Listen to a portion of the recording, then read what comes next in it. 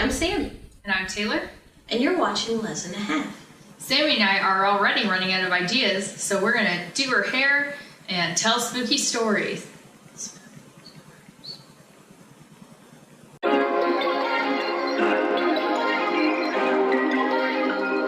Okay, first we gotta cut it. Yeah, first we're gonna cut her hair. Let's do it. Okay.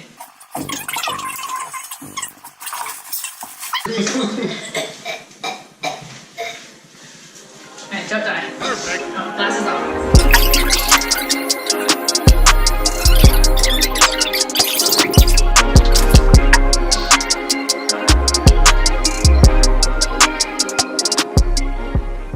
Let's see.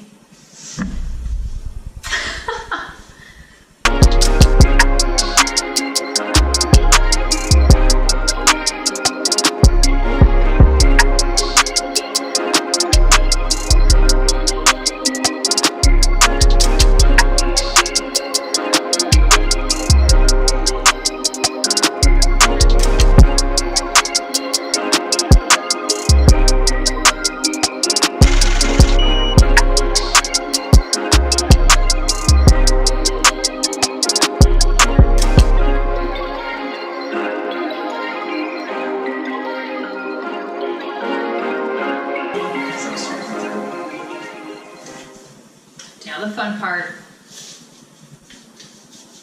Bleach. So this spooky story I found at AmericanFolklore.net. It is called Ghost Pilots of Times Square, retold by S.E. Schlosser? Yep, SCHLOSSER. Schlosser. What that sounds like. Alright. It's a New York ghost story. Times Square. Get it? Okay. He had just graduated from Harvard University and was living in Manhattan. He loved the city and was beginning to feel at home on its streets. World War II was raging in Europe, and like all other good citizens, he followed the headlines daily and did his part for the boys overseas. Hugging his jacket close, he stood shivering at the corner, waiting for the light to change, and wondering where his enlisted friends might be staying on that cold winter night. He hoped they were safe. He shivered only partially from the cold and looked around him at the bright lights of Times Square. He never tired of this glittering scene. His eye was caught by two men who were dressed in uniforms of the Royal Air Force of England. They must be on leave, he thought. The men stopped beside him, glanced quickly at their watches, and then nodded and grinned at him.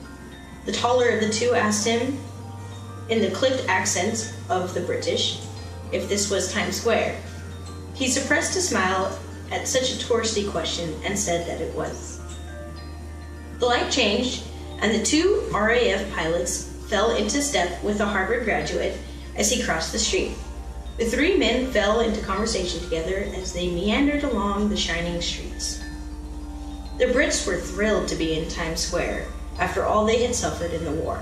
They didn't go into detail about their wartime experiences, and he didn't press them. He just enjoyed their pleasure in the scene, which was marred only by the frequent checking of their watches. Finally, he asked if they had some place to be, but they said they were free for the evening. He promptly invited them to have dinner with him at the Harvard Club, and the RAF pilots accepted with, alacrity? The three men repaired immediately to the Harvard Club, where they dined leisurely and chatted late into the evening.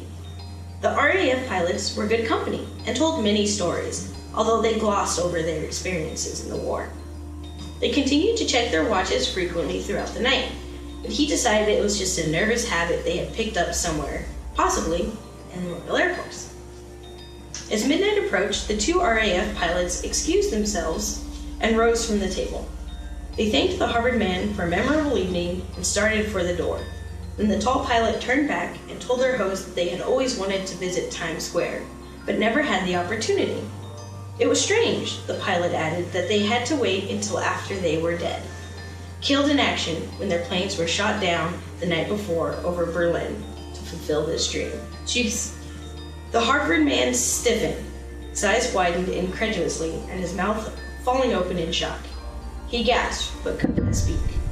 The phantom RAF pilot smiled sardonically at him, nodded, and joined his friend in the doorway. Then the pilots vanished before the astonished man's eyes, just at the stroke of midnight. Drop a bomb. Whoa! Tweez! Yeah. That had a tweez! By the way, I'm dead. By the way, I'm I've been literally dead this whole dead. time. So this is a New Jersey ghost story.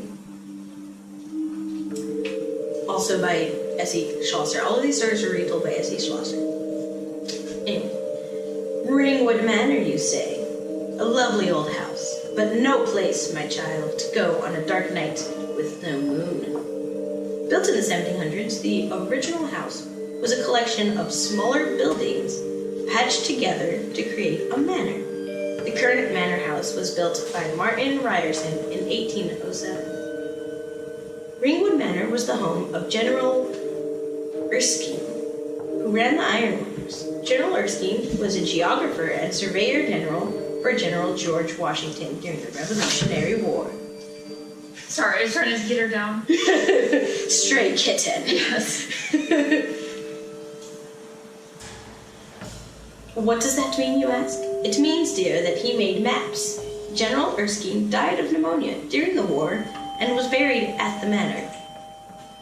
Ringwood Manor overlooks a small pond. It is surrounded by truly lovely grounds, which are perfect for a ramble in the daytime. But at night, well, love, it is at night that the ghosts walk. Huh.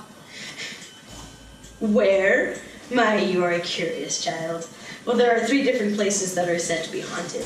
If you wander the halls of the manor house at night, you might meet the ghost of a housemaid who haunts a small bedroom on the 2nd floor. They say she was beaten to death in this room. Whether there is any truth to it, I don't know.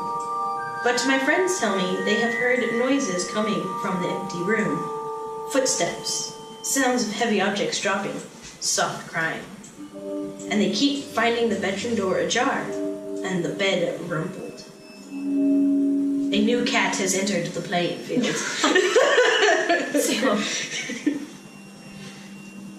The other ghost? Well, back behind the manor pond is the grave where General Erskine is buried. The local people are afraid to come to this place because at dusk, General Erskine can be seen sitting on his grave, gazing across the pond. And it is said that there is an unmarked grave filled with the remains of French soldiers who fought with Rochambeau during the Revolutionary War. During the day, all you can see is a depression in the grass near the general's grave. But after dark, the dead come to the manor pond to walk along the shore. Sometimes you can hear soft, sad voices speaking in French. So go ahead and visit Ringwood Manor. Ramble its lovely grounds and explore all you want. Just be sure to be home before dark.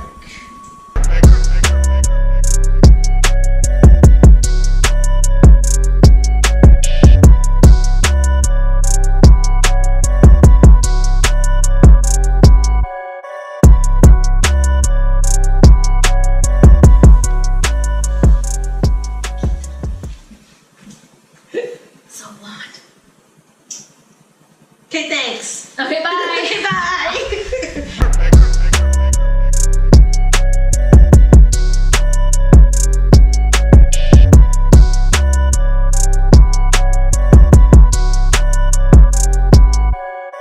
Now, next step, adding color.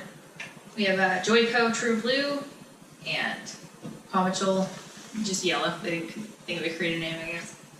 And Sammy's going to share with us another spooky story. Luke. Okay, this story is a New York ghost story.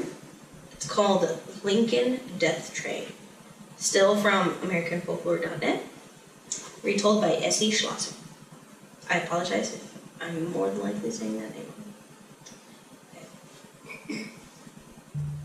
I'd been transferred to the Hudson Division of the New York Central System and was working the rails on the main line between New York and Albany. I was on the late shift to start with, since I was a bit of a night owl. After 6 weeks of stomping the tracks and mending the rails, I was feeling right at home in my new job. Then, just before midnight on a clear spring night in late April, we got a report of some brush on the track near our station. I was sent out immediately to clear it away before the next train came. I had nearly an hour before the next train, and so I did not hurry as I walked along the rails. It was surprisingly pleasant and rather warm.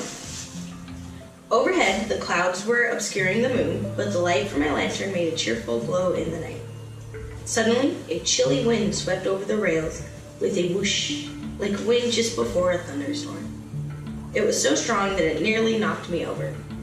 I staggered backward, swearing and windmilling my arms to try to keep my balance. I almost dropped the lantern, but managed to get my balance just before it slipped out of my hand. Shivering in the sudden cold, I squinted down the track and saw a huge blanket of utter darkness rolling toward me. It blanked out the rails, the trees, the sky, everything. "Good Lord, what is that?" I gasped.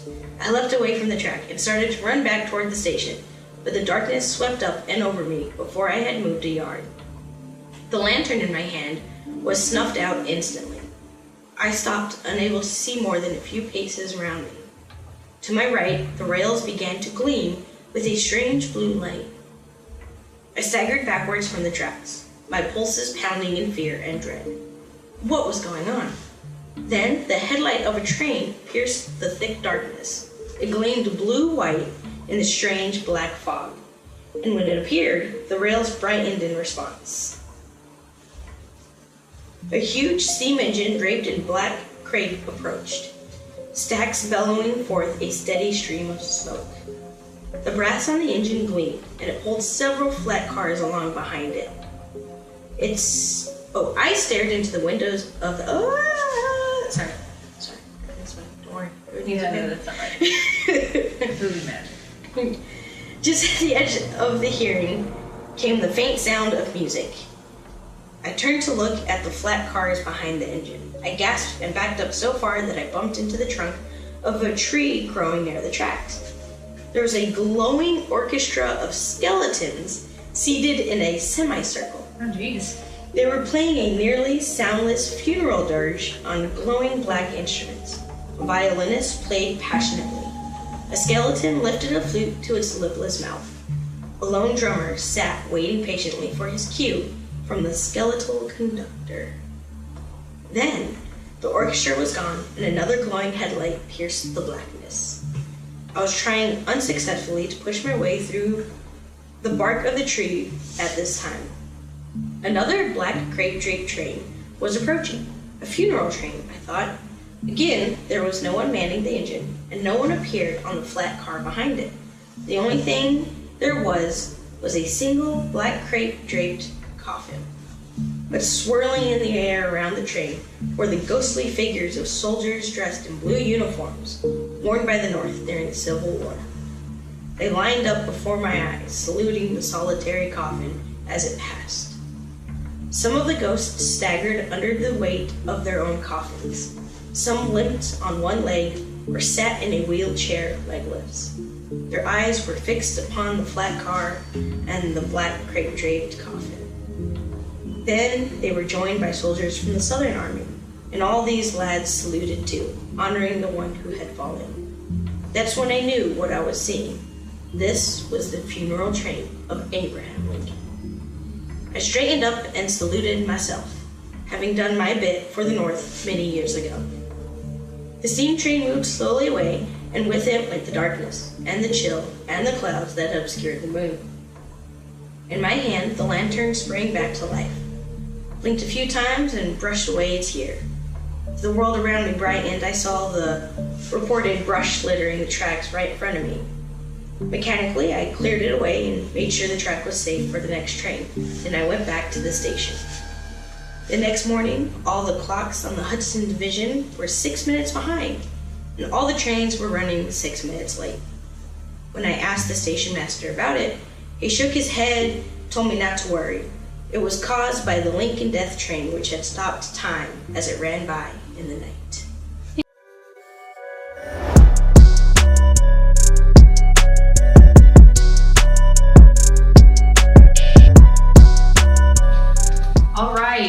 swatched it. Some of the blue bled onto the yellow, obviously, but I kind of like it actually. How it turned out. It's like a vibrant green, and there's some yellow in there. I have no idea what it looks she like. can't see it I'm at all. blind. Her glasses are up. All right, so now we're just gonna dry and then style it up, and then we'll have the end result.